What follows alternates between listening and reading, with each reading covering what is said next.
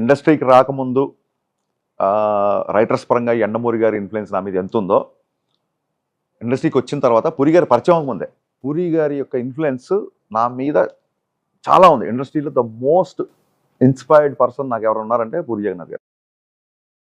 నాకు నా first cinema అయిపోయిన తర్వాత ఆడలేనప్పుడు ఆయనే పిలిచి, ఇలాగా మనం రామ్ చరణ్ గారు లాంచ్ చేస్తున్నాము, నువ్వు ఉండు, నాకు తెలుసు సినిమా ఆడకపోయి, అప్పటికి మ్యారేజ్ అయిపోయిన తర్వాత సినిమా ఆడకపోతే ఆ లైఫ్ ఎలా ఉంటుందో నాకు తెలుసు, నువ్వు ఇబ్బంది పడకూడదు అని చెప్పి ఆయన పిలిచారు. ఆయనే ట్రెండ్ సెట్టింగ్ రైటర్. ఆయనకి మన రైటింగ్ ఏముంటుంది, ఊరికే ఆయన పక్కన కూర్చొని ఇది బాగుంది, ఇది బాగాలేదు, ఇలా ఉంటుంది సార్, ఇక ఇలా అయితే ఎలా ఉంటుంది, ఊరికే మాట్లాడడం తప్ప.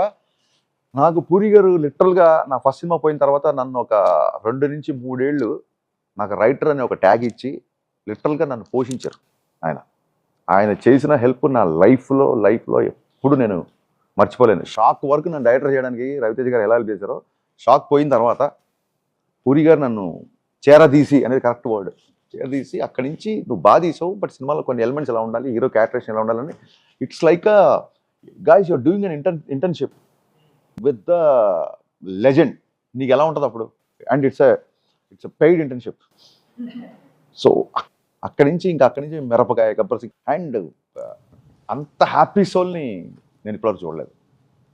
అఫ్ కోర్స్ ఆర్జీ గారి తర్వాత. అదే యా అండ్ నా కోసం